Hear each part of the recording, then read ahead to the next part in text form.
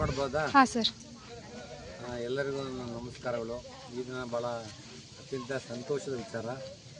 ಕಾರಣ ಏನಂತಂದರೆ, ಒಂದು ಶಾಲಾ ಆವರಣವನ್ನು ನಾವು ಸುಂದರವಾಗಿ ಇಟ್ಕೋಬೇಕು, ಮಕ್ಕಳಿಗೆ ಒಂದು ಒಳ್ಳೆಯ ಪರಿಸರವನ್ನು ನಿರ್ಮಾಣ ಮಾಡಿಕೊಡ್ಬೇಕು ಅನ್ನೋದು ನಮ್ಮೆಲ್ಲರ ಕನಸು.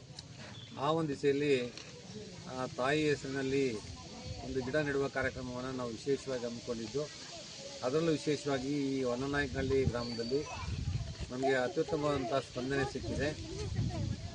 50 ಮಕ್ಕಳಿದ್ದಾರೆ. 50 ಮಕ್ಕಳು ತಾಯಂದರನ್ನು ಕರೆಸಿ ಪ್ರತಿಯೊಂದು ಮಗು ಸಹ ತನ್ನ ತಾಯಿ ಹೆಸರಿನಲ್ಲಿ, ತಾಯಿಯ ಜೊತೆಯಲ್ಲಿ ಗಿಡ ನೆಡುವಂಥ ಕಾರ್ಯಕ್ರಮವನ್ನು ವಿಶೇಷವಾಗಿ ಹಮ್ಮಿಕೊಂಡಿರೋದು. ಇಡೀ ತಾಲೂಕಲ್ಲೇ ಇದೊಂದು ಮಾದರಿ ಕಾರ್ಯಕ್ರಮ ಅಂತ ಹೇಳೋದಕ್ಕೆ ಇಷ್ಟಪಡ್ತೀನಿ. ಭಾಳ ಸಂತೋಷ ಇದೆ.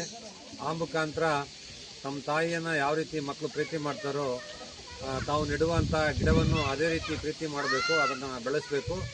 ಆ ಮುಖಾಂತರ ನಾವು ಪರಿಸರಕ್ಕೆ ಒಳ್ಳೆಯ ಕೊಡುಗೆಯನ್ನು ಕೊಡಬೇಕಂತ ಹೇಳ್ತಾ, ಈ ಒಂದು ಸಂದರ್ಭದಲ್ಲಿ ತಿಪ್ಪೇಶಪ್ಪನವರು ಮುಖ್ಯ ಶಿಕ್ಷಕರು ಮತ್ತು 3 ಜನ ಸಹ ಶಿಕ್ಷಕರು ಅತ್ಯುತ್ತಮವಾಗಿ ಶಾಲೆಯ ಜವಾಬ್ದಾರಿಯನ್ನು ನಿರ್ವಹಣೆ ಮಾಡಿದ್ದಾರೆ.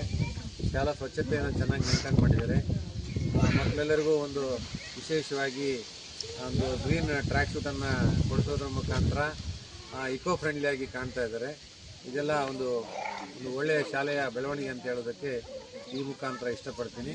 ಮತ್ತು ಗ್ರಾಮೀಣ ಭಾಗದ ಹೆಣ್ಮಕ್ಳಾದರೂ ಇವತ್ತು ಬಂದು ಇಷ್ಟೊಂದು ಸಂಖ್ಯೆಯಲ್ಲಿ ಗಿಡ ನೆಡಕ್ಕೆ ಬಂದಿದ್ದೀರಿ. ನಿಮಗೂ ವಿಶೇಷವಾಗಿ ನಾನು ಧನ್ಯವಾದಗಳನ್ನು ಹೇಳ್ತೀನಿ. Thank you. ಎಲ್ಲ ತಾಯಂದಿರು ತಮ್ಮ ಮಕ್ಕಳ ಜೊತೆಗೆ ಗಿಡವನ್ನು ಹಾಕ್ತಿದ್ದಾರೆ. ಆ ಗಿಡವನ್ನು ಸಂರಕ್ಷಿಸೋ ಜವಾಬ್ದಾರಿ ಎಲ್ಲರಿಗೂ ಇದೆ, ಮಗುವಿಗೂ ಇದೆ ಮತ್ತು ತಾಯಂದಿರಿಗೂ ಇದೆ. ಮತ್ತು ಒಳ್ಳೆ ಗಿಡ ಬೆಳೆದು ನಮಗೆ ಆರೋಗ್ಯವನ್ನು ಕೊಡೋದಕ್ಕೆ ಸಾಧ್ಯ ಆಗುತ್ತೆ.